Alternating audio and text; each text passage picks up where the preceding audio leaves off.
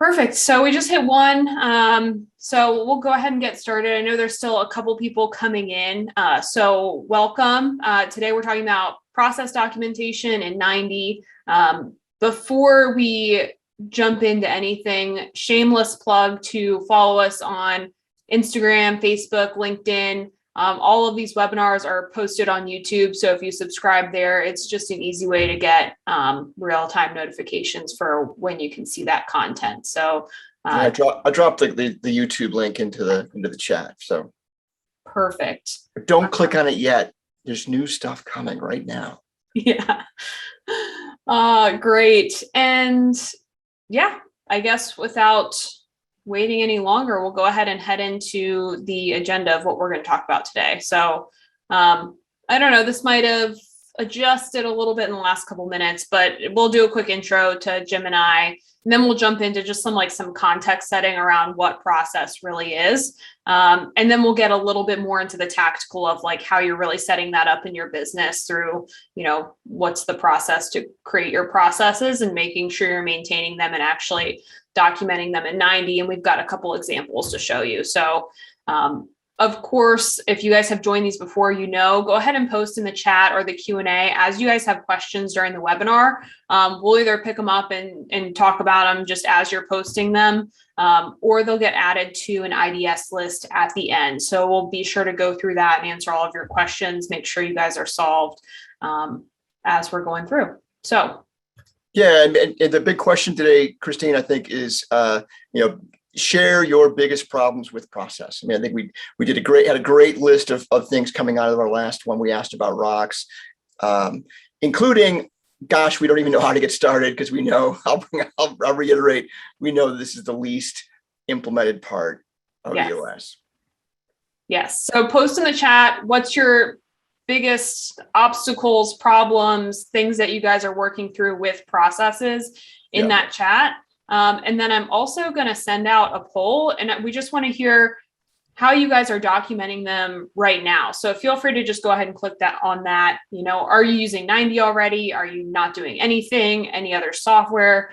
Google Docs. So love to see you guys fill that out. We'll let that run for a second and we'll go into our intros really quick. So I'm Christine Watts. I'm head of client success and product here at 90. So I'll be jumping in to talk a little bit more about the tool itself, how you can implement it in your business. And then of course we have Jim here, who's an EOS Implementer at Impact Architects. So I'll let you do a quick intro too. Sure. Thanks, Christine. Yeah, I've been helping with clients with implementing their company operating system, mostly EOS, last 2.5 years. And gosh, I know one of the reasons we chose process this month was because I just got all my clients asking about process in the last couple of weeks. So maybe it's time to go over that, give everybody a resource out there to help get process done. And Christine, I got to say, I know this from a lot of conversations that process is the least implemented part of 90. And I know for a lot of implementers, it's been the least time on this. So, I mean, Monica was sharing with you earlier today that she, a lot of people just store their documents in there. That's as far as they get. So hopefully this will be good, valuable resource for everybody. Nice. Yeah. And it looks like we've got around 40-ish%, 42%. That already use 90, which is great. Another 40-ish% that are on like Word documents, Google Docs, and then just 5% using another piece of software. 6% that don't have anything documented quite yet. So this will be a really good starting point for you guys. Yeah, don't be embarrassed. You're not alone. You're not alone. Okay. And even the people that said they're documenting their stuff, they don't have it all documented yet. We know this. It's okay. We love you anyway. Yeah.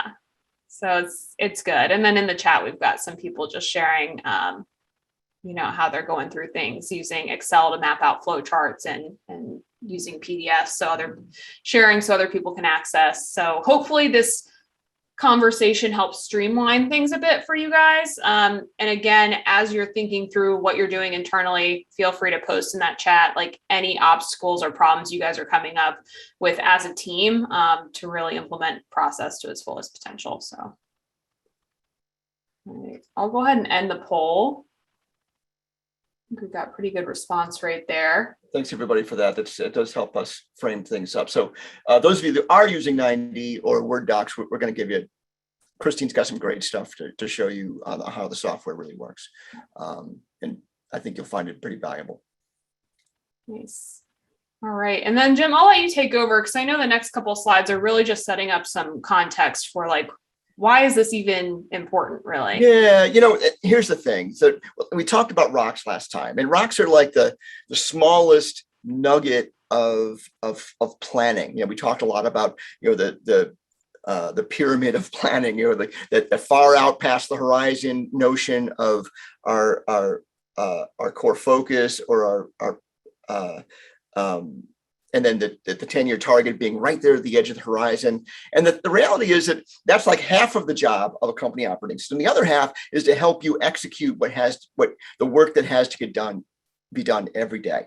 And so this notion of being able to plan, but also be able to execute, this is the other side of that, coming up with processes that help you free up your brain to be able to do the planning in the right places, but also get all the right work done. So I wanted to frame it up in terms of brain as well. So we talk about EOS as being managing human energy inside your business, but it has a lot of parallels with how we manage brain energy. So if there's plenty of information out there, and for those of you that are curious about these things, gosh, go learn about getting into the flow and how that really helps you accomplish more. But just like in the business where we're kind of having to battle between getting today's work done and making new things happen, that habitual work that has to be done every day, turning the crank of the business, but also the goal directed actions, the things that we're going after for our long-term goals and our short-term goals. And they're always coming out in competition for our time and attention. So coming up with a good way of managing that is, we know that conflict is there. How are we going to handle it? So the reality is planning and creative problem solving. These are the things that happen, really in the frontal lobe. This is what kind of differentiates humans from a lot of other species. Is we have this executive function available to us, and it takes a lot of energy to focus and to think about the future. We're not great planners. That's why we spend so much time helping our teams learn how to plan and predict. Is because it's not a natural thing for us. We're naturally can respond and react to things, but that long-term planning, that's a harder thing for us to get to, and it takes up a lot of energy. Whereas we've got to get the things that need to happen every day on a regular basis to kind of come into this other space, this habitual space, this place really dealt with the basal ganglia. So that's a much more efficient part of the brain. It's an older part of the brain. A lot of species have a part like that. So just like when you're driving home, you can forget how you were driving home, right? Christine, is happens like, how did I get home? I was doing all these other things because your focus was on a phone call or what's on the radio. You're singing along, but you know how to get home. It's moved back into the other parts of your brain that are more based around process and habit. And like we'll talk about a lot today, habits are more powerful than goals. It's one of the things that we'll credit that to Mark Abbott, our founder, but it's backed up in human in terms as well. I think we got one more click here. I'm going to give a shout out to the researcher I stole all this from, Christina in UC San Diego, Christina Grimmel.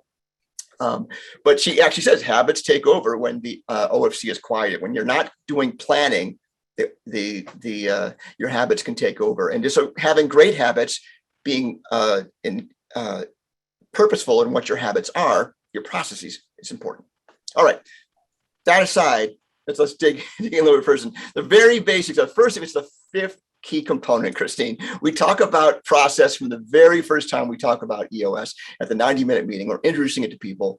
It's right there with all the other ones, like with traction, with vision, with people, but we don't spend as much time on it in a lot of instances. Hopefully we'll discover why today. I'm going to click on, keep going here. So when we talk about it, we talk about there being 5 to 15 core processes. So business that you're in, and anything you're doing, there's a handful of things that you have to do well on a regular basis, that you have to rely on to do well. If you're a tire shop, you got to be able to procure tires. You got to handle customers. You got to put those tires on, and they got to work on a regular basis. If you're a lawyer, you got to bring in new clients. You got to figure out how to get that thing started. You got to file things. Look, there's always a handful of things you've got to do well, and we'll talk about what those are.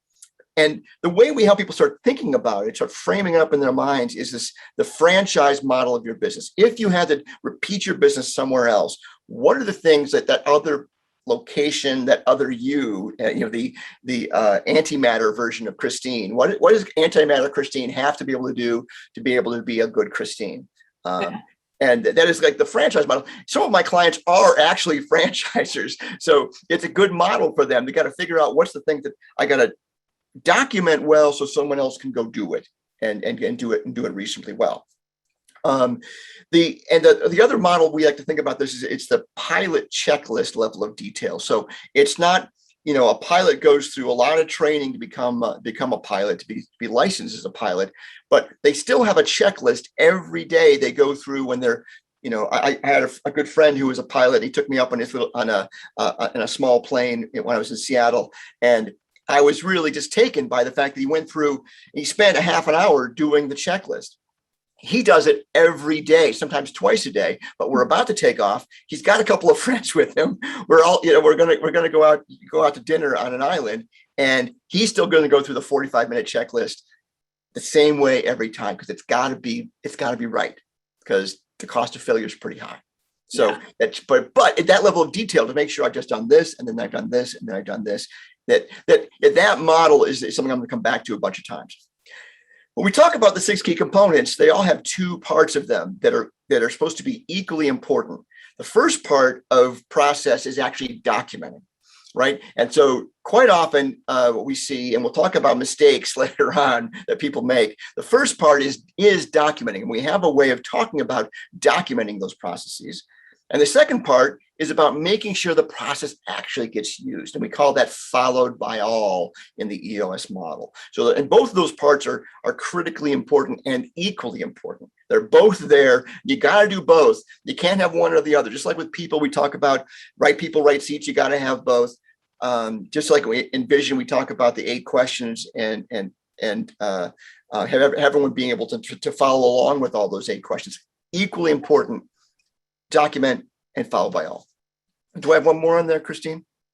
Oh, document followed by all. And this is the most important part. So this is why you've got to pass for not maybe having this in place right now. It's not taught during implementation. We don't teach this during Focus Day, Vision Building 1, Vision Building 2. It's not in the cards there. Every company operating system out there has a process section. Every last one. But where they teach it and how they teach it varies greatly. And there's a lot of not great reasons why it doesn't come up, Christine. But there is the recommendation. EOS has recommendations of when you start layering it in. And we'll talk about that specifically today. But it's not never. So if you haven't gotten started yet, you should take at least your first step as soon as possible. Put it on your agenda for your next quarterly, your next annual, to get this process started, because you're missing out if you're not doing it. Yeah, especially as we're coming up on the end of the year, it's a really good time for your team to start thinking about that. What are the changes going to be next year, where it's like, these are the critical areas we got to start thinking about documenting anyway. And companies that, clients that, I've got plenty of clients that are self-implementers, and this part just they haven't gotten to, and they have a kind of sort of version of it, but that doesn't work. You don't get the lift that you get by actually having it done well. So, which is really part of this thing. So this is another kind of slice of this. If you want to get a screenshot, this is a great one to get. We are putting together some documentation for people, not available yet, on the truths of process and getting your process started. So kind of a tool guide for how to use the process tool. You're going to love it more than you know. Once you get this done, and I say this to all of my visionaries out there who often control the agendas, once it's done, it frees up more time and energy for you to focus on the more creative stuff. You got to get these things done though, so they stop becoming the plate spinning and the firefighting that goes inside the business. If you don't have things documented so that goes well every day, the right best way every time, then you need to get started. And you're going to love it a lot. And this is where your discipline gets applied. Discipline is a must. Once in place, once you've documented, you've got to make sure everyone follows it. And we'll talk about today how you use both the accountability chart and also measurables to make sure it's actually happening. Because if you've documented the right best way, wouldn't you want everyone to be doing it that way, Christine? It seems obvious, but we don't get there. It takes an extra step of discipline. But once you get it going, you're going to love it. Process frees you. And just like I talked about with the brain, coming up with creative solutions every day, that happens at the front of the brain is exhausting. And you want to move things out of there that have to happen on a regular basis back to the bank, to the other parts of the brain, the more efficient parts of the brain that, just where you can do it as a habit almost. Then it's ultimately, Christine, wouldn't it be great if all the right things happen as a habit every day? Didn't have to think about it. It just occurred. The right things are happening every day. So my focus is going to be on the other things that come up, because fate will turn around and punch you in the stomach every once in a while, and you got to be able to handle it. Systemizing only a handful of things. So as we'll talk about when we talk about errors, quite often some people who love process will overdo it. Too much detail, 450-page standard operating procedure guide. Everything is documented within the inch of its life. No one will follow that stuff. It doesn't work. It just doesn't work. But systematizing those most important things and getting better and better at figuring out what the most important things are, that's the real key here. Kind of will kill you. And once again, think about the airline pilot. You don't want him to kind of have checked out the plane. You want it really checked out. Kind of will kill you. Then refinement is critical. I mean, you're gonna put this thing in place, and it's gonna get better because the context around you will change. And having a disciplined way, just like you look at your plans of looking at how you operate on a regular basis, quarterly maybe, you review all of your standard processes and say, is this still the right way? Is this still working for us? And having some process, so both connected to roles and responsibilities and to measurables will help you get there. That's a lot, Christine. Does that make sense? Yeah, I think I like how a lot of these play off of each other. So it's like you have to have discipline so you can have the freedom, and That's right. A handful of things, but you need to make sure those are executed really well and not just have kind of, a couple things documented. So it feels like some are opposing concepts, but they really work well together when executed. It's very much like if, as a musician, you have to learn the part and know the part really well before you can start playing it with feeling and emotion and be able to respond to the musicians around you. If you're still struggling to execute it, you're not going to have a great performance. If you're an Olympic diver, same thing. You have to be able to do the thing so that you can go push that extra little bit, so you can make that improvement. So all your energy and focus goes to the improvement, not just the execution. It applies to all areas of life. So getting this right is going to help you in anything you want to go do. Even if Christine decides she wants to become an Olympic diver. What do you think, Christine? I do like watching the Olympics and thinking about what sport I could start right now and still go, Yes, I think we talked about it before. Equestrian events are all that's left for me. Maybe skeet shooting or something. I think there's a chance. Right. I could probably, that sounds possible. Okay. So now I want to dive into 90 a little bit and just talk about, we talked a lot about the larger scale concepts. So we're going to go through just executing a couple of these really simple tasks before we start getting into some really concrete examples.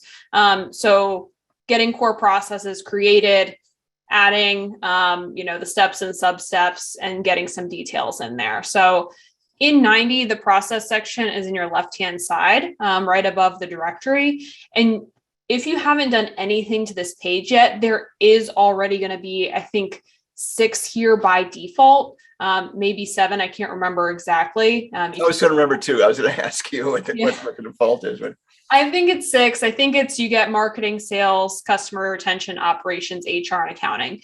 There's not going to be any detail within those, but that's just kind of a starting point to say, hey, here's what a lot of companies have. Think about are these your core processes? Maybe operations splits out into some sort of, development area and execution area, whatever makes sense for your business. But the idea is you can build out as many of these core processes as you want to. So remember, don't overkill.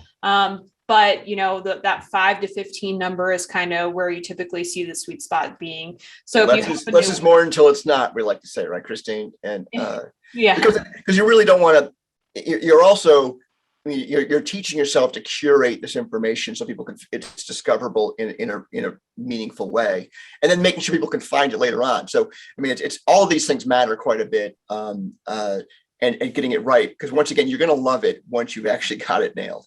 Right. And so in order to create a new one, just use your plus sign, go ahead and add it to the list. And then once you've got it on here, your core processes are going to have the ability to actually fill out, is it documented? Yes or no? Is it followed by all? Yes or no? And is it effective? So that kind of speaks to a couple of those points that Jim already went over. Getting it documented is great.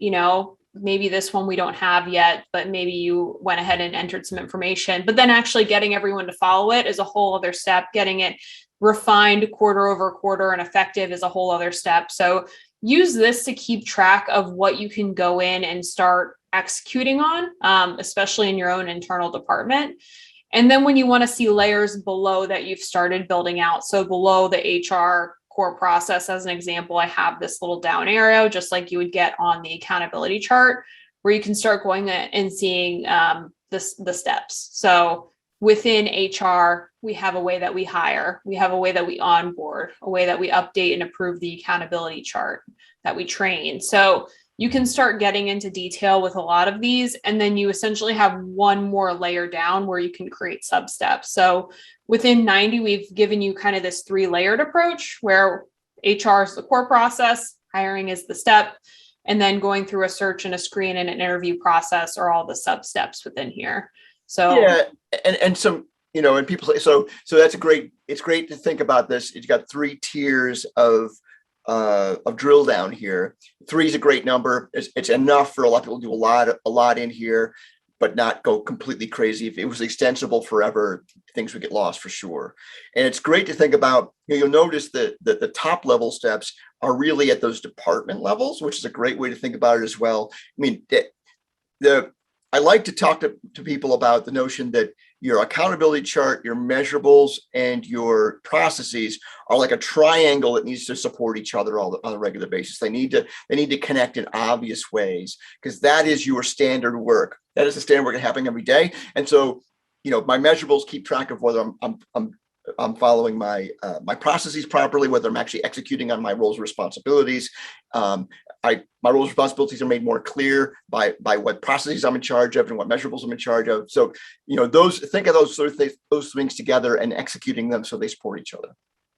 Definitely. And you can really document a lot of that in here too. So even if you can't include every single thing, maybe you have a link to another document, or this is a step that's going through how to add somebody to your recruiting system. You can put a link to a video, a link to that piece of software that you use, whatever it is. You're really just thinking about 90 as the area where everything's coming together. And this is where everybody can see where the steps are, what the checklists are, to your point, Jim, like what is that person going through and doing, even if the steps to do that aren't directly within 90 here. So right. And you can see that you can have attachments, but you can also put links in there. So if you're on like Google Docs like we are, then you've got it's easy to put a link in there. But if you're actually on old-fashioned documents, you can attach them here. Both great things to do. But have it organized in a way that people can find it, and as opposed to, it's on this drive in this thing, having come here, and it's a more natural way to think about it in terms of where you encounter it in a process. Yes. Just what's the right documentation at the right place. That's what could be better than that?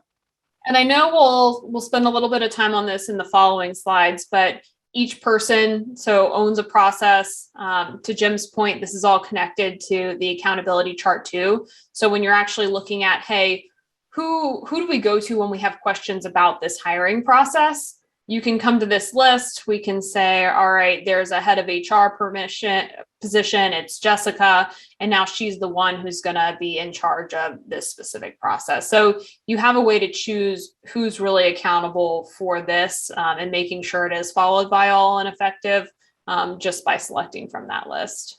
Yeah, I mean, and that's a great win. As part of your getting ready for your quarterlies, it's always great to think about, just like we review our VTO ahead of the meeting, we review, make sure that all of our short-term issues are moved into long-term issues. Getting ready for that meeting, considering your processes and which ones need improvement, which one are they, is it really working? Answering those, try to get to those three questions, because as you'll see later, when we talk about process getting it done, those all become rocks. Getting those things done become rocks. Documenting is a rock, followed by all is a rock. Continuous improvement can be a rock. Sometimes it's to do, but can be a rock as well. Yeah. And when you are in, last thing I'll talk about before I go back to the slides, when you are in the core process area, there's just this plus sign. When you go into the steps and the sub-steps, you create them the same way. So it's just at the end of this list, I can go in and add another step if I want to.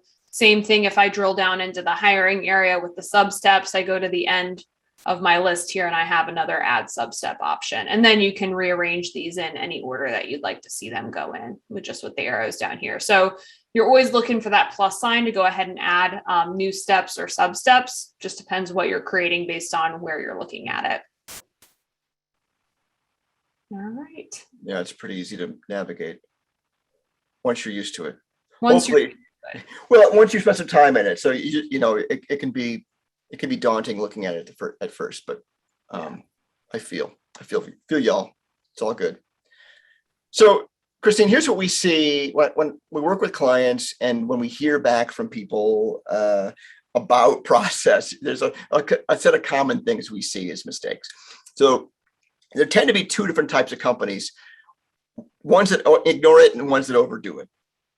Right. So either they're, hey, couldn't figure it out, doesn't seem important, we're ignoring it, or, and I have clients in both fields, by the way, ignoring it usually because there's a lot of visionary quick start energy in the business and it's just an uncomfortable thing to go do. And overdoing it is when there's a lot of integrator energy in the business and they're just going to say, hey, the right way. And sometimes over documenting it can be in place of doing some of the difficult people things you have to do. Right. I mean, documenting it enough should be able to help people whose intention is to do a good job, Making sure it's followed by all enough. That's that test for that Goldilocks state. It's not too big, it's not too little. And I can't tell you exactly what that looks like. We say 5 to 15. That's a pretty big range, Christine. And sub-steps are about the same. Like how many steps? About 2 pages is one thing I heard when I first started. It's like, that doesn't help at all. Right. What do you mean 2 pages? Like what size type? So, but it's getting to that place where the right way to think about it from my perspective is that the people that are well-intentioned, that want to do a good job, have enough information to consistently do a good job. Okay. So if they do GWC the role, they get it, want it, and they have the capacity to do it, can they execute this well on a regular basis?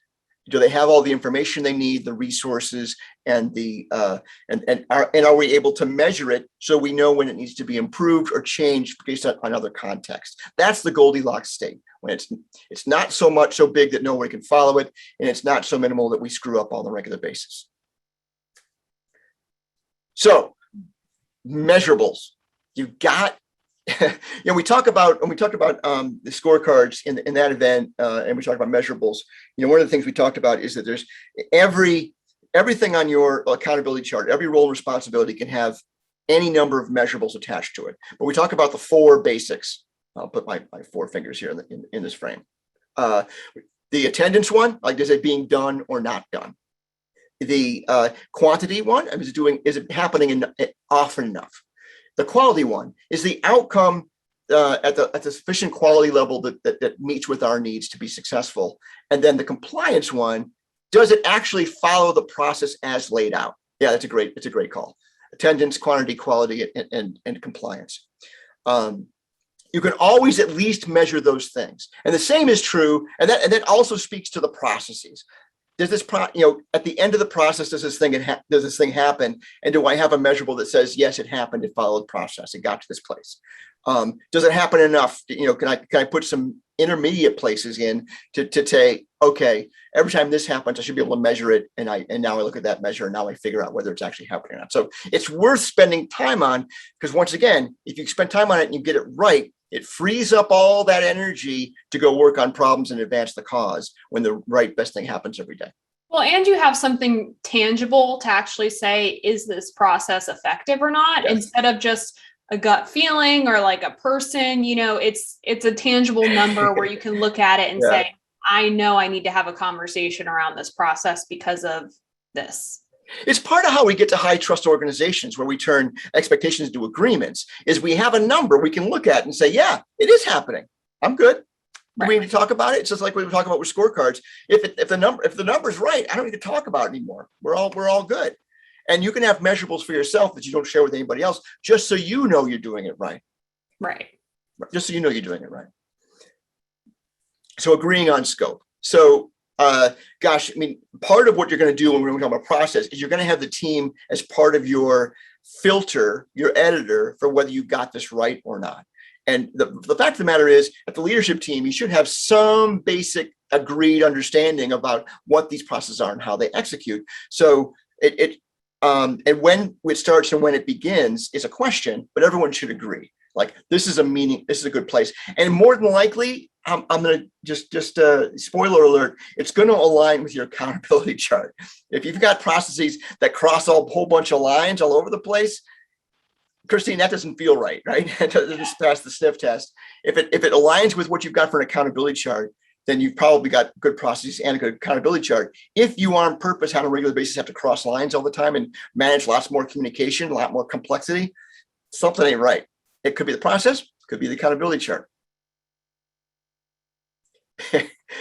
Plenty of times people create the rock to document the process, and that's the end. So it's followed by no one. What you're missing out on is not only that freeing up your brain to do better work, but you're also missing out on that opportunity for continuous improvement and that opportunity for being a really high trust organization because you know the right things are happening. And I'm following the 7 times rule here, Christine, because I think it's so important. The image of the pilot checking out the plane for me really resonates. I hope it resonates for you if you've ever flown. Yeah. Don't you want them to check every part of that list? I do. It's like, oh, we're going to be a little bit late taking off because we found a little something number 28 on the checklist. That I'm okay with that. You get that fixed, because I want to go because success for me is getting home more important than getting home on time.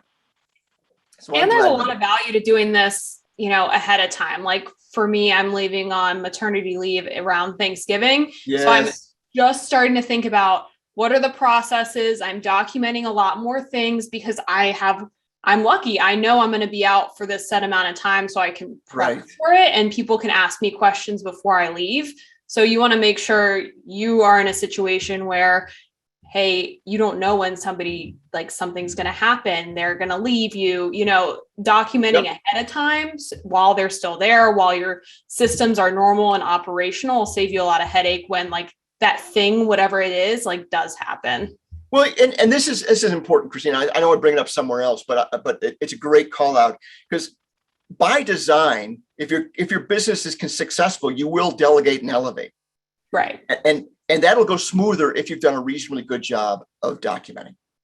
Right. And so build that into the process because you want to be able to be successful in that delegate and elevate. Or if you're abducted by aliens or win the lottery, all those things are possible. But delegate and elevate should almost be a foregone conclusion. You're going to delegate this at some point. And I say revise until perfect. It's never going to be perfect. We know that. We say 80% is great. So reconsider things ahead of those quarterlies and annuals, break complex processes into tiers. So if it gets complex, it's a great idea to break it down to smaller things, especially ahead of, like Christine just brought up, that delegate and elevate moment, that time when you're going to have to hand it off to somebody else. If you hand them off a package, it's it's going to be that 20-80 rule where it's just the pilot checklist version of it, but there's enough documentation there. You're going to review it and they're going to understand or not understand it. And at that point, Christina, I didn't talk about it here, but I train people on this. You're going to do it once and they're going to watch you. Then you're going to shadow them once. And Right. Imagine if that's all you have to do from a training perspective, because you're going to go through it and they're going to take notes and they're going to make it better in that moment. Then you're going to have them watch them do it. They're going to ask some questions. They're going to once again improve it while you're doing it. Then they're off to the races. If you've done it well, they'll be off to the races. They're doing a great job. And probably when you're doing it, delegating, elevating, or getting rid of it, quite often it's because you're no longer like doing it, and they're actually going to like doing it and actually be good at it. Because if you don't like it, you're not actually good at it, Christine. Yeah. I think we've covered that before. Okay, the process. Attempt at humor. Is it funny? Is that an EOS joke? I don't know. I like it. Everybody, it's like, where do I start? You need a process for creating all of your process. You do. This is the process for creating your process. Yeah. Like I say, it's not taught as part of implementation, but it is a tool set that we implement hopefully over the first year. When we keep asking people about it, but people don't necessarily get to it. So the very first part is agreeing on core process. And this is a great thing to have someone help you facilitate, because everyone's going to come to this with a lot of ideas, and you're going to start with a list, hopefully, of 50 things, and you're going to start to keep combine down to something that's really reasonable. Kind of aligns with your accountability chart is the important things. If it doesn't align with accountability chart, once again, maybe it's time to rethink your accountability chart. And go ahead. Just before we move on, agree on the core processes.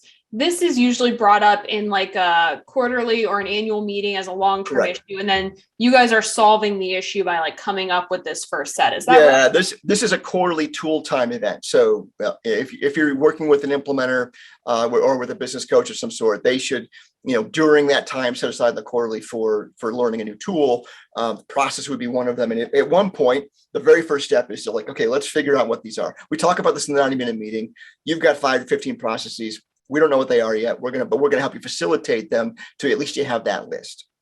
Then you come out of that with that list, and then out of that you want to create long-term issues of rocks for each one, and because you're going to figure out what's most urgent and important for us to get right this quarter. It does take real time and energy to do this right, so you want to allocate it to that 20% of time. It's not part of your standard work. Documenting standard work is not standard work. So you're going to make it either an issue or a rock out of every one of those processes, and then the work goes on from there. Then the work is the documentation, right? So most of the work of that rock is going to be the documentation. But once again, just as important is the followed by all parts. So once I'm done with the documentation, I'm going to take it back to that team and agree that it's complete, that we've done a good job of documentation. Then we package it for consumption. This is how we're going to train it with everybody. We're going to bring it up at L10s, remind people there's a new process, make sure that they've got a chance to get good at it, to maybe follow that process of, hey, here's, train the trainer. So one person you're going to take through, and then they're going to help shadow other people. So they're going through any revisions or first time through, and gathering more information. I promise you there'll be revisions coming out of that process. And then plan on, especially after you first launched a process, you're going to make some revisions every quarter. You're going to learn some stuff. Hopefully you're going to have some numbers coming off of this that give you input to go like, what the heck with this part of it, man? And why is this not going well? And that's going to be an issue that may become a rock, or it may just become something else that has to get done. That's the process. So the middle step in there, the documentation, and this is we talk about this as the three-step process documenter in EOS and other systems. They've got similar things. We're trying to get to that 20-80 rule, that airline pilot checklist. So I just have a couple of notes on that. So I'd like to think about these things as what initiates the process. What is the first thing that kicks it off? And this is just a general process documentation tip, by the way. This is, outside of EOS. Yeah. It's just, what is the notion that begins this? So if you're an engineering geek like me, that's like the little circle that begins any process. And I start, So what creates the start of this process? With hiring, we know, hey, someone said, hey, we need to go hire somebody. Oh, that initiates the hiring process. And there's a process for that. And then be good, just like when you capture issues, capture everything as you go through, and then massage it into the right granularity. So don't edit before you capture. And that's another mistake people make. You're like, oh, I can only have 15 steps and I've got like 48,000 right now. I say, well, yeah, that's fine. You got them all now. Now you can start grouping them together and keep kill and combine and make it so it's the right granularity. But until you've captured everything, you probably don't want to pretend you know exactly what's most important. Right. So then you got to, and it's important, and we do this in the software, there's an owner for every process and there's an owner for every step. And those things are different. And being mindful about who owns the process and the steps, because that becomes part of standard work for those people. Part of their standard work is keeping that process up and also managing whether it's being complied with. And that's when you're really going back to the accountability chart and looking at whose roles and responsibilities really line up with this. I want them to be in charge, even if they're not doing it every single time. They're the person we go to when we have a question about if it's being executed or performed correctly. Yeah, exactly. And you've got to determine measurables. I mean, so if you're going to go through this process, think about what you can measure. You use the 4 guides I gave you before, the attendance, quantity, quality, and compliance. But you're going to want to create some measurables for this, because when you first create it and you first put it out there and have people start following it, it's going to be wrong. Communicate that when you roll it out, by the way. Hey, this ain't right yet. We're going to work on it to make it better and better, because it's going to help it. And you sell the same thing I just sold you today, because we want to move this into the easy part of our brain, to just the right thing happen to automatically. And then you want to review for agreement with the team. So this team, the team that assigned it has to agree, and all of the people that do it you have to get to agreement with that. Even if they say, well, I don't like following processes, which happens plenty. Hey, I know how to do this. I don't need to follow a process. Say, but that's not the point. Aliens, lottery, pregnancy, all things, or delegate and elevate are all things that happen in life, and we need to be able to do it. We need to be able to have next people doing it. So making sure it's packaged up for training and followed by all. So documenting it in some extent becomes part of the training regimen for getting it followed by all. But you have to communicate it as well. And there's lots of strategies about how that should work. One of them being you're going to shadow me, I'll shadow you. And eventually you tell me I don't need to be here anymore. And in 90, when you're thinking about this packaging, how do I get everybody to see it visually? I would suggest adding your entire company into 90, and you can make them the observer role. And that way they have view only access to it. They can't change anything in your account, but they at least can see the full accountability chart, which is great. And then also the full area for process documentation. So it's an easy way to share things. Those users are free, so you're not paying for them with that view only access. Again, that's the observer role. And this is, I haven't looked at it extensively, but the 90 does work well on mobile devices, including the process documenter. So it actually can become the process documentation place that they follow. It becomes the checklist that is up on a screen somewhere or in their hand as they're doing things, so that they are followed by all. But they have to be in the system as an observer to be able to get access to it. Yes. And you can also print it. So there's a PDF button. So if you do somebody needs the hard copy, they like that PDF button up in the top right, actually gives you like a full download of all of your processes in the system. So I do have a great example process. If anybody wanted to really tangibly think through anything, this is actually pulled directly from, I believe it was 2 months ago, we did a webinar on cascading 90. So if you guys want to go watch that, it's on our YouTube page. But this is 3 really tangible steps that we really suggest adding for when you are onboarding somebody. So every employee gets an onboarding rock. You can make that a process. Every manager goes through a set of training. Every new leadership team member also goes through a set of training. So I think I actually have an example of this. Yeah, and those are great examples because they are both training materials and processes all in one. That's I think it's freaking genius. Yeah. In fact, we even have somebody who's working on improving the onboarding process for us this quarter as a rock, who is taking himself through the process in the process documenter. Yeah. As part of the steps, which is really great. Honestly, getting feedback from somebody new is the best place to get it, because Absolutely. Everybody who's been here already, kind of knows the established thing. So that new person that's like, oh, I wish I would have had like this link or this information ahead of time. And maybe this sort of information is, you want to customize it per department or a position they're coming into. But I know for us, like, we've got, hey, the end goal is in 30 days, you're fully participating in your level 10 meetings. And then we've got a set of milestones. So what to watch, what to read. We're linking to our specific videos, our core value speech, whatever it is. The final step is actually setting up a quarterly conversation in the feedback tool, so that that new person gets used to, hey, this is our process of what we're going to go through every single quarter. So this is a great thing to think about going through and actually creating. If you want these just like default ones in here, we're happy to add it to your account for you. So you can just chat our client success team and we can go ahead and do that for you. I should have warned them before the call that I was going to offer that. Monica, you okay with that? Sorry, Monica. No worries. It's coming your way. But yeah, I mean, this is a great template for these things. And, just being able to have that a rock to assign people.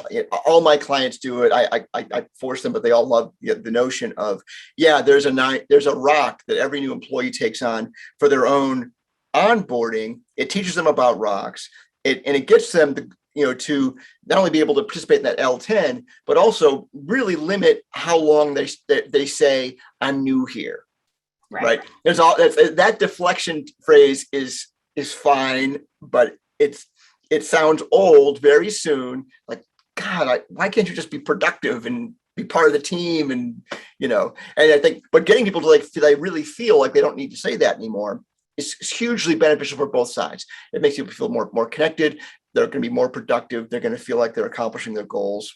Win, win, win, win, win. So helping people get there is a great way. Make sure you go build that rock, please, because it will change the outcomes for people coming on board. And how we have it set up here is everything in the description is what's going to get copied over to the rock. So this is in the process section, obviously. And then when I want to create the rock, all I need to do is make it an issue, change it over to a rock. And then most likely I just want to copy and paste these into the actual milestone field so I can assign due dates to them, because you'll probably want to space these out for whoever's coming on board, and then have that 30-day check-in point. If you guys are like a 60-day, 90-day, whatever makes sense for your organization, you can kind of customize this accordingly. And then I use the details area to define like who's doing this. So whoever's hiring them, the hiring manager, like they're the one that's assigning this rock to the direct report. They're making sure they've got, okay, is there any other technology they need to be added to other than what's on this list? So you can kind of put those sort of internal details down here too, if you wanted to use this details area. And then of course, if you had attachments you wanted to include, like Jim mentioned, if you had measurables like number of rock completion rate, anything where you're tracking it on the scorecard and you want to see how things are performing here, you can. So I don't know if I have a new employees measurable. No, but let's pretend this is new employees. We can add it to the list, and then we actually have some sort of tracking and connection within here with that. Yeah, I mean, and at the very least, you want that at every department level. You want to be able to know, or have a place to connect it. But always try to add measurables to every one of these process steps. And I gotta say, I'll call out for my milestones. I love milestones. Everyone knows that's been to our rock event knows that I make a big deal out of milestones. It's a great way to make sure people are on track and give them something to do, and once again teach them how to be successful with rocks, because that'll be a big part of being successful in the organization. All right. And then I did just see, how do you add a hyperlink to the description? So if you want to add something like this, where you have a state of the company, it's posted on like a internal Vimeo or YouTube or anything like that, all you have to do is highlight the text. And then there's just a link button up here in the top right. So just click insert link, and then you can put in, ooh, there you go. Open new tab, insert it, and then you're good to go. Then you open the link. Boom, there's Google. Nice. Good job. Well, and I guess this is a good time to look at some of the other the arrow bits up there. So you showed making an issue out of anything. Certainly, as you review stuff, this is how you get it on the issues list for every quarterly. But I think also cloning the step is an important one for building out your stuff. So if you've got a good stuff in here and you want to make a version of it, that's been really beneficial. And I want to give a call out to the change parent process. We'll talk about that a little bit more here in a little bit, but you could move this to a new place, and I'll show you how that makes it more like Kanban than about process. Yeah. So if things change, hey, like we're combining this onboarding step with another step we have, or breaking it out into two separate steps because now it's too big.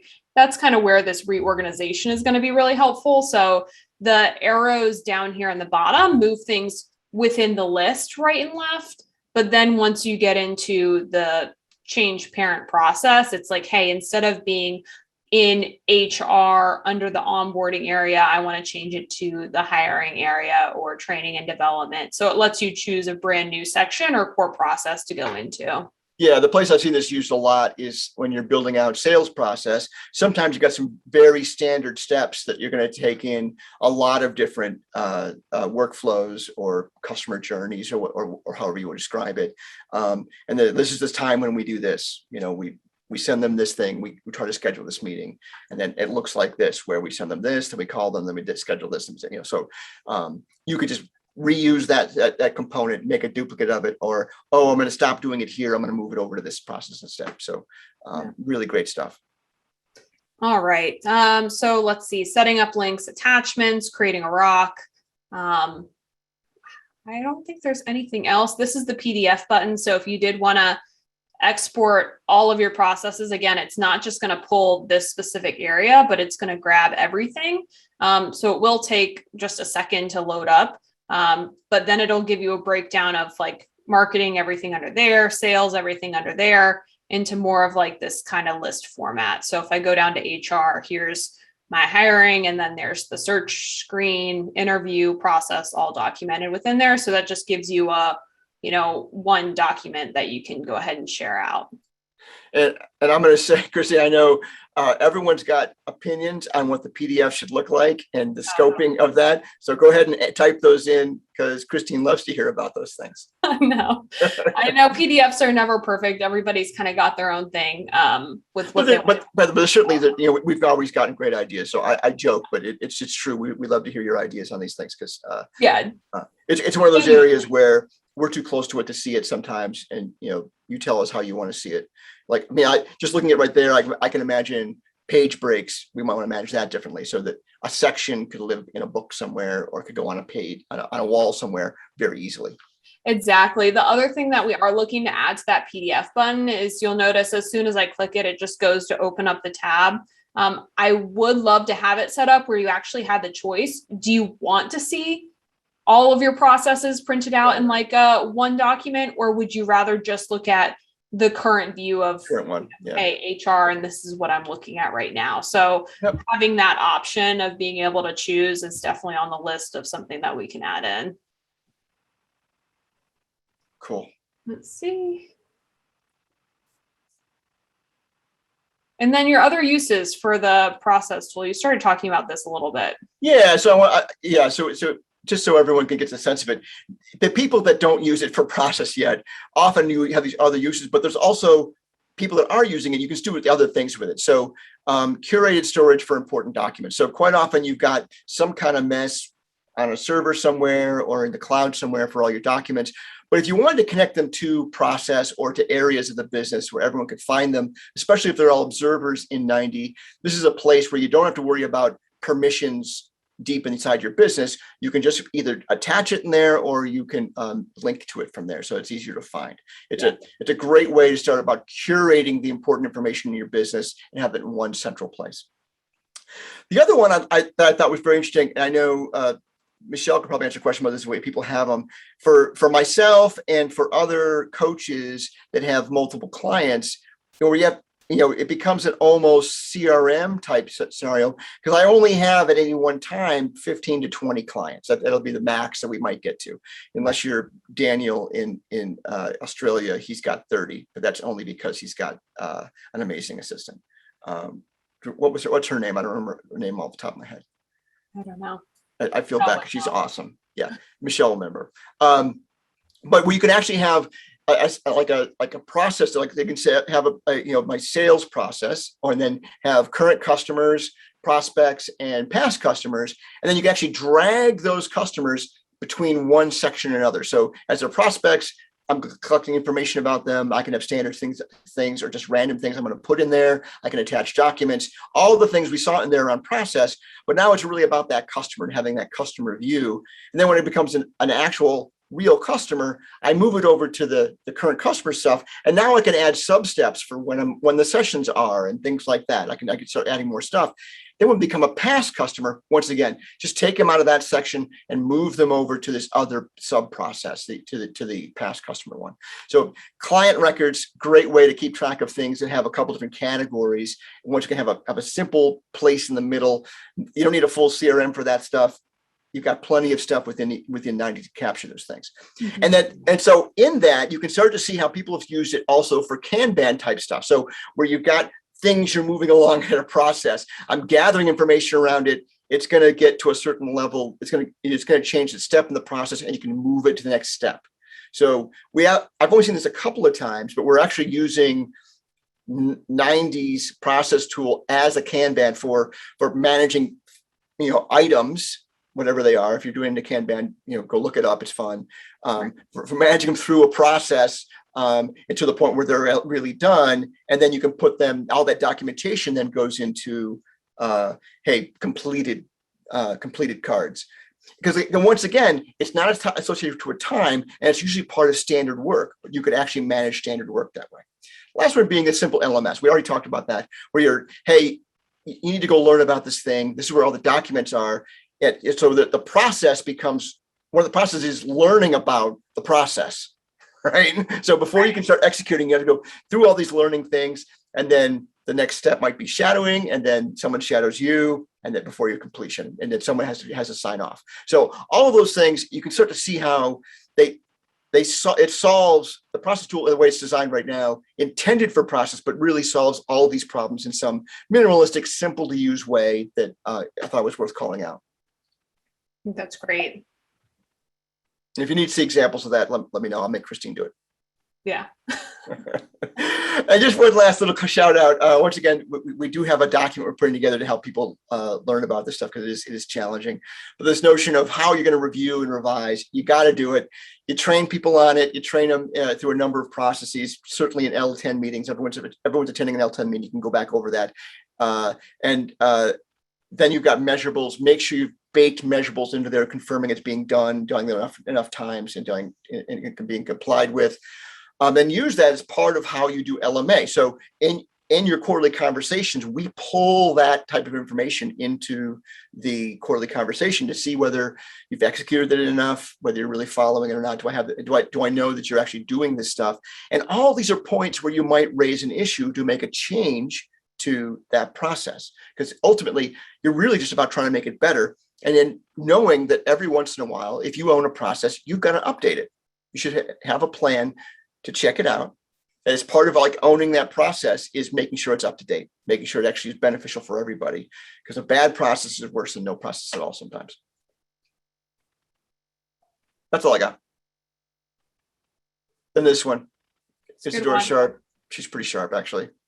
Four Seasons, they do a pretty good job, but systematize the predictable so you can humanize the exceptional. And that is really about this whole notion of letting your frontal lobe, this special thing that makes us human, really focus on those things that are new and different and advancing the cause, and doing everything you can to make the right best thing happen every day by being great at process and moving that to a more efficient part of your brain. And to your organization, same thing. Yeah. All right. So I know we've already been having some items or some questions come through via the chat. Again, feel free to put in there your biggest problems, issues, any obstacles that you've come across while you're trying to implement any certain processes or document them in your business. And then we're happy to answer those in an IDS format. So we'll head over to 90. I know the team's been going ahead and putting those on our issues list so far. And so, yeah, just a reminder, we'll be sure to include a recording of the webinar when we email it out, also on our YouTube page as well. So we'll jump over here. Great. All right. I already have some questions. I'll go ahead and just do a list view format for us here.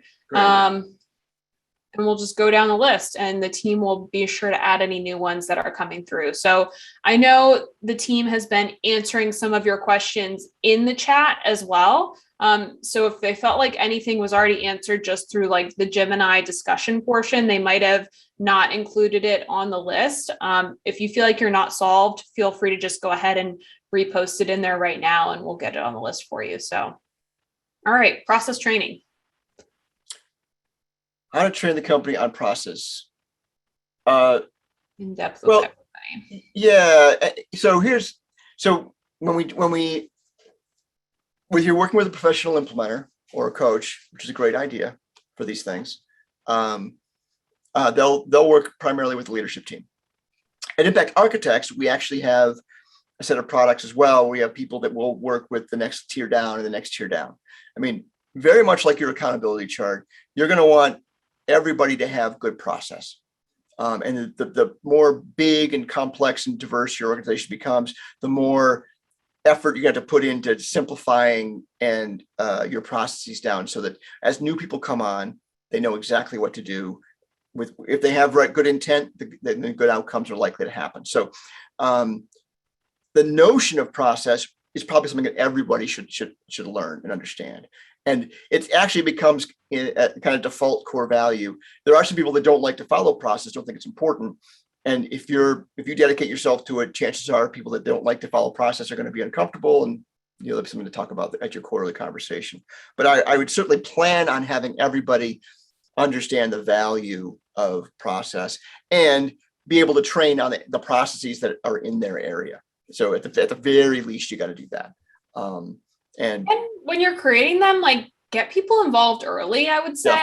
Yeah. If you think about the process, the first thing you're doing is like kind of at the leadership team level where you're deciding what are all of our core processes. But then from there down, you're turning things into rocks. So what's the next process you're going to create? Maybe it's a leadership team rock, but cascade it down to the teams that are going to be directly involved. Right. And I think if people are involved in that creation process or the refinement of it, if you already have a process, they're going to be more engaged in like actually doing it too. Absolutely. I teach my teams that if you've got people that don't have anyone reporting to them yet, but are really good at what they do, engaging them in a documentation rock or a process improvement rock is a great way to start getting them ready to be a part of the leadership in some way, to take a managerial role. It's a great way to get them to step up and take on that kind of responsibility that goes with having a rock while they're also doing their work.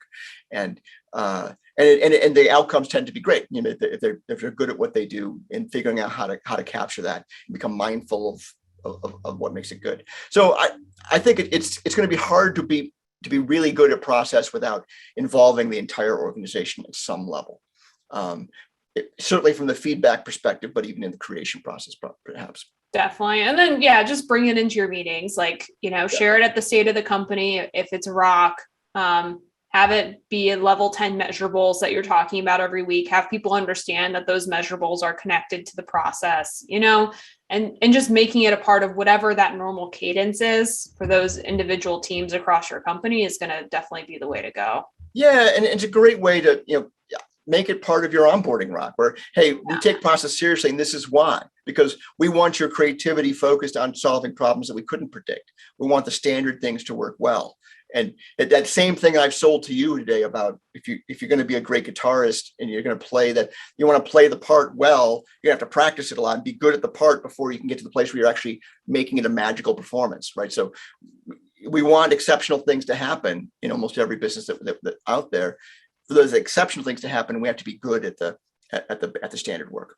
Definitely. I did see this one come through the chat. I was ready for it because I actually just asked a couple of the developers about this the other week. So this question is around, you can put details in the description area, you can add attachments, but there's no visual, like I can't add an image to this description area. The reason we are preventing that is just because it's like a huge bog on load time and it'll really slow things down just depending on like the amount that people are doing. So that's why we have the attachments area. Go ahead and use that for any sort of visualizations you have. When you do add an attachment, so I wonder if I have any like good ones here that are just easy screenshots. Probably not. Oh, well. But it'll open up in a new tab. So it'll re-download it for you. The thing I talked to them about is maybe we have like an image previewer in here. So instead of having to re-download it to your device, it just pulls up automatically. So even though you're not getting that visual just directly in the description area, it's just a one click and then you can still see everything full frame. So that's kind of the solution that I'm working on with them. You can add emojis now though. You can, yes. This is not a bog on load time. So feel free to add those. I don't know if that's helpful. If you're willing to communicate your processes in emojis, you're all set. But yeah, no, I think it's a good call out. And I totally agree. People are visual learners. It's a great idea to have visual displays of your processes and attach them here. So yeah, we support that notion. And Christine, as usual, has a plan. So I just asked him about it a couple weeks ago. And so it's funny how it lines up like that. Always does. Yeah. All right. Tags and filters for rocks. To tie to-dos and issues to the specific rock. This would be very beneficial for prioritizing IDS. Completely agree.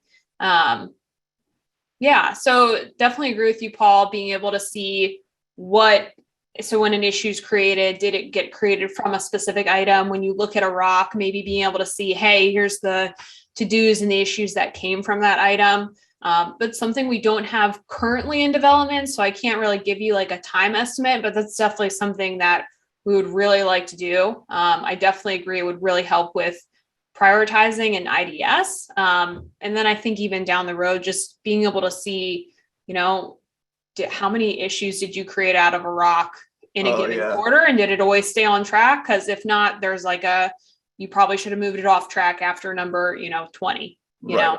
So it would be really nice to have that sort of functionality. I completely agree. But to be clear though, for people that, are wondering about this, when you do create an issue from a rock, it actually pulls the rock information in. It does. You just can't see it from the rock. Yeah. So when you do turn this into an issue, it'll pull in any milestone information. It pulls in all of the data that you need. You can even bring over the comments and attachments as well. So this is all pre-filled with the information in there. So it's just not linked where I could see, here's the list of issues that's been created from this rock, or vice versa. If I clicked on the issue, being able to see it. Yeah. So, I mean, we do make it, you should, rock dependent issues should float to the top for sure. Yes. But good call out. Good call out. All right. These next two might be the same. So export and then printing processes. Yeah. So printing processes individually, that's definitely what I mentioned earlier, being able to have that individual toggle, like, hey, when I click PDF, I want to choose, do I print everything all at once, which is more of that company manual sort of view, or do I want to just print this individual process that I'm looking at because I updated that specific area? So we definitely want to get to the point where we offer both of those. Right now, it's really just in that company manual sort of view. But I'll say it again. I know I'm going to say it a million times in every webinar. I would really encourage you guys just to add all of your employees as observers to 90. It's completely free, so it's view only access.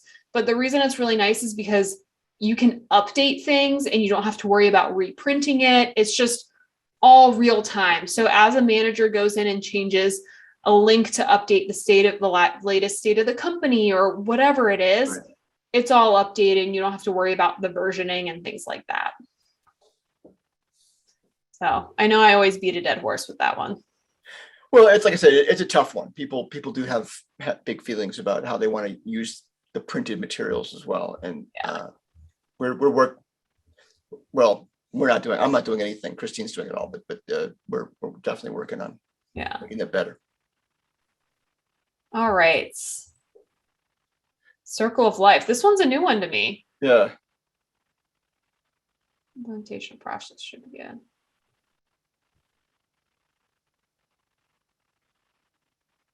Well, so I appreciate the question, Betsy. So, and I'll admit it, I don't remember exactly how Circle of Life, plugs into this for whatever reason, but I can certainly tell you how implementation for the process began. We went over that a little bit, but the standard implementation process is to have a coach work with you to determine the 5 to 15. And a couple of things that I do when I do this with my clients is I'll go department by department, or area of when we look at that, who's on the leadership team and the areas of business that they represent. In theory, these are all things we're supposed to be good at and executing at the same level, right? They're equally important. Mm-hmm. So they all should have some core processes as part of it. So we're trying to embed some thoughts of, okay, sales and marketing. Are you two different departments, or are you one? What are your core processes? Let's figure. You're going to have a couple in here. Let's figure out what those are. And finance, you got some things that are really important that you got to get right for us to achieve our goals on a daily basis. Very much like talking about the scorecard. You want to set your goals at what represents the business running well, right? And then I got to have these things go right for the business to run well. And I'll challenge people because, like, well, this has got to happen. It's like, really? Convince me that's really important, as opposed to something that you just really like. And every part of those should have a couple of core processes, but figuring out the ones that are most important, and so that everybody agrees that those are the right things. Because it's just like with rocks, because they're going to become rocks. What are the most important things to spend time on and to start refining and get good at? And that's that first step in the process documenter. And the second step is to make sure that I've got that right level of detail version of the list, right? So I've got to make sure that everybody, it comes down to agreement of, hey, this is a reasonable number of steps that someone can follow and understand and begin to turn into habit, right? I don't want them to go to habit. I want them to be the airline pilot and do the checklist every time. This one's important, but I don't want to get too much deeper into that. The detail behind that is part of training, right? And that's the notion with those. And eventually, over time, by the way, those might break down and become multiple processes owned by different people, because you're going to do delegate and elevate. And the last step is to make sure it's packaged up so everyone can follow it. So it's, where are we going to put things so that people that are supposed to be following it know to follow it, know they're being measured on it, and that sort of thing. So to cascade it down, you want to take that same process in a smaller way into each of these management teams at their quarterlies. So, hey, sales team, these are the hot top level processes. Let's get to that next level of detail on these, so that you're doing the next best thing all the time. Because ultimately, like, sales and marketing is a great example of the flywheel represented by you adding, here's a process that does a certain amount of things, and then we're going to create a new process that does a certain amount of things. I didn't bring it into this meeting, Christine, but I do have as part of my consulting, I do say there's just only 5 sources of revenue. There's increasing prices, selling more to the same customers, references, finding new stuff, win backs, and then net new stuff, either new territories or new products. So everything fits into one of those 5. So every sales and marketing team should have some processes for each of those. The easiest one is, when do we consider a price increase and how do we do it? It's going to happen again and again and again. Inflation's real. If you don't raise your prices, you're not keeping up. So you got to figure out how we communicate it, how we implement it from a Hopefully technology you're providing more value. So when you reach, Right. X amount of value, 100%. when to go back and really review things. Yeah, that's interesting perspective. Yeah. So, I mean, you're gonna add sub processes beneath that more than likely. When it gets to be a certain level of complexity, that 5 to 15 falls apart. When you're, for target market companies for EOS, 5 to 15 makes sense. For GM, I'm pretty sure they've got a lot more processes than that. Yeah. But it's still, the basic notion of having that checklist approach to processes, to making sure people follow them, to having measurables that make sure that we're doing them, all that still works. That works. That comes from the notion of the Toyota manufacturing system. That original Kanban process was all about that, simplifying it so that everybody can have simple processes they know are being measured. Hopefully, Betsy, that gives you enough. But I'm sorry, I don't remember the circle of life reference necessarily. I don't remember. That can read traction, I guess. But yeah, feel free to write in and let us know if there's anything. Yeah. If you can help me out there, anybody, feel free. Yeah. All right. Another one from Paul. Let's see. Some kind of auto refresh. For example, when we're in a meeting, someone adds an issue, something else. Yeah, that's yes. So this is something we're actually adding in right now. So what Paul is describing is I'm running a meeting, but nobody else joins. It's just me and I'm sharing my screen on Zoom. So that's how we're running it right now with all of our remote teams, or if you're in person, sharing it onto a central TV in your conference room. Something that we're actually releasing to beta. I'm hoping it is next week. I need to double check, but I'm pretty sure is going to be the ability for multiple people to join a meeting. So what would happen is I could start the meeting, Jim could come in, Monica could come in, Michelle could come in, and then they would all see as I'm taking notes in an issue, or if someone adds new issue to the list, if someone checks off a to-do. So we're testing that out in the meeting area first, and then hopefully it'll be just, across the whole software eventually, where it all just is auto real time. You can see what people are doing. So that's the long-term goal, but in the immediate, we'll definitely be looking at doing that. Multiple people can join a meeting and you can see exactly what things are being added to the list real time. So if you're not in beta yet, Paul, chat our team down here and they can add you. A couple things to mention if you guys are looking to get added to our beta program, we're releasing new features like that earlier than everybody else gets them. We are looking for feedback. So if you run into anything, we want you to interact with our team and let us know what's going on. And it is something that your entire company uses. So it's not just you as a person, your company opts into our beta program. So when we release a new feature or anything like that, we will email all your users. So just wanted to call out those couple things if you are interested in joining, but anybody in chat will kind of give you that breakdown too. All right. I want to call out to Ben Goddard for in the chat, page 160 for Circle of Life. Oh, good. I'll have to go look at that after this then. Thanks, Ben. Yeah. Yeah. All right. It's our only core processes. We have 20 employees, specific position of 200.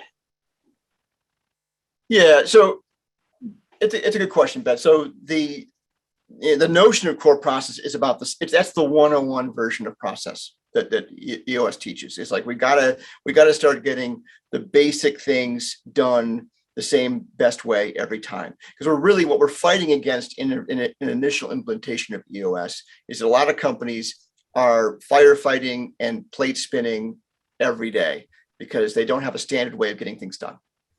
Or if they do, it's only known by 3 people. And if those 3 people, anything happens to them, then that process is lost forever. So we got to solve both those problems right away. So that's where we talk about the core processes. But I also have plenty of instances where with clients that have a situation where, hey, we're working at this level with the core process, but we also have these problems down here where I got to make sure this happens the right way every time. And it's obviously not a core process. Not everyone needs to know about it, but it's really just done at that level of the organization. So whoever has LMA over that space is going to be able to say, hey, this is the most important for things us to execute every day. I got this many people executing it. I want you all, doing it exactly the same way.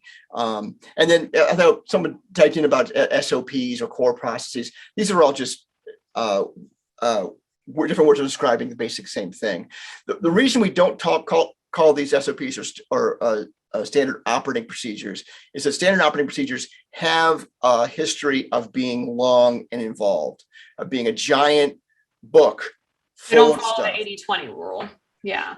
Yeah. So, I mean, and a lot of companies that have disaster plans, the disaster plans are not something you're supposed to memorize. They're not going to happen on a regular basis. So the disaster plan is actually in a manual that you're going to go to, and you're going to start flipping through it on that rare occasion that a disaster occurs. That is an appropriate use for having a document that is in excruciating detail, because there's likely communications broken down and you're on your own and you got to execute this plan, this disaster recovery plan or this disaster response plan for your organization, and you just need all the details in there. So that's a different thing.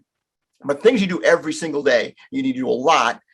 Chances are you want to get that down to the haiku level version of the description that everyone can follow, and they're trained. And if they really want to be good at that job, if they see that role, they don't need more detail than that to be good at it. But it becomes this very simple way to just check the box every time. Every time I'm doing it, I can check the box. Absolutely fantastic. And let's be clear, eventually they stop doing that. Right. I mean, I think it happens plenty where they don't check the box, but doggone it, that's when things go wrong. So you want the pilot that's going to check all the boxes. Christine, do you want the pilot that checks all the boxes? Absolutely. Yeah. I don't care how many times you've done it before, Mrs. Pilot, just check the boxes again. I want all those things checked out. And for things that are really, when we say core to your business, that's what we really mean. But like I said, plenty of instances where we get to go much deeper into the organization, things that don't really rise to the notion of core processes, where it's just, hey, I've got 38 people that do this thing in this one factory, and just need to show they're doing it the right way every time. And that's, if you were applying for any kind of certification within a manufacturing realm, they're going to have a standard operating procedure that they follow every time, yada yada yada. But if you have nothing, that's why this is how we start with the core processes. Yeah, I mean, even if different employees are doing different sets of processes, just like trying to organize it in the hierarchy, have things split out. Like if you want to have certain things in like one sales core process for these employees here, and then a different sales core process over here, like you can choose to organize it that way. And then as long as people know where to go to find what they need, we completely agree. I mean, and our process tool is great, but it isn't going to, if you get to become a 20,000 person multinational, you're going to outgrow our process tool. Right. But you'll be able to embed stuff in here that is more detailed. And that's how our Christine, that's our vision of it, right? It's like when you get past the capabilities here, we just want to support you in doing that. So this is, put the documentation here so everyone has access to it. Right. And like a good example is like, we might have a hiring process, and then we have a technical hiring process where it's like, if we're doing a technical hire, there's going to be different sets of interviews and things that we want them to complete and people they're going to talk to. So it's okay to have two hiring, you're just going to have them both split out. So definitely good things to consider. All right. Role visibility. Where can I get a side-by-side comparison of 90 roles? We can post a link to the article in the chat, but there is an article that breaks down the difference between an owner, admin, manager, managee, and observer so that you can see the differences in those roles. The main thing is going to be owner and admin have access to every single team. And then the manager, managee, and observer only have access to the team you put them on. So this Blake test account right here, for example, because he's that managee level, he can only see that specific team. The reason why I say observers, this includes managers and managees too, can see all of the accountability chart and all of the process is because it's not split up by team. These are two areas where it's just completely open. Everybody in the company can see it. The accountability chart, you do have the option to hide if you're working on anything specific, you can do that in settings. But these 2 pages, no matter what the role is, they will be able to at least see it, even if they don't have edit permission. So yeah.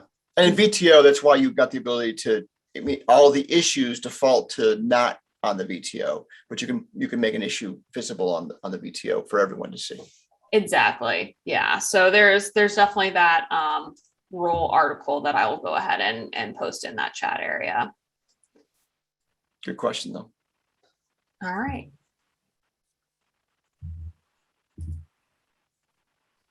And then issue details. When creating issues, no, it was added and created prior to the level 10. Oh, okay. So you're looking for like more of a notification when an item's added.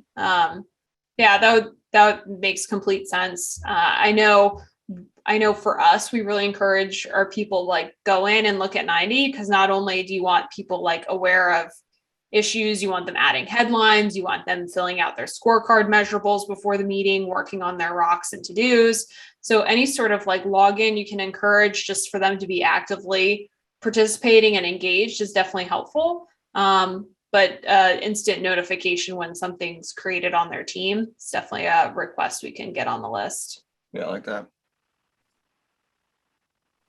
Yeah, I mean, having standards about how that stuff happens, it's somewhat beyond the software, but it's great that you have a standard way of thinking about what everyone's responsibilities are in the team for helping to solve issues. It's a great step. Perfect. Let's see. And I think we are good to go. All right. So we kept it to a nice 90 minutes this time. Really appreciate you guys joining. I will do one last call out for, follow us on, you got LinkedIn, Facebook, Instagram, and YouTube. So all of those, we're constantly posting like quick tips on using the software, valuable information, other resources, and coaches that we follow that we think is good for you guys to have. So follow us there. Yeah. And we're also always looking for suggestions on other things we should cover in these meetings. So yes. I know we've talked about maybe doing annual meetings coming up next, Christine, right? So yeah, it's a special kind of meeting, and if you haven't planned your annual meeting yet, it's probably time to looking at that pretty soon here. Especially if you want to have it facilitated by someone. That's a great one to get facilitated, because it's a heavy burden to facilitate and participate in that particular meeting. Yes. So after the webinar, click on the survey so that you can tell us what you want to see next. So appreciate you guys joining. Thanks for your time. Christine, thanks so much. Great to spend some time. Yeah, always.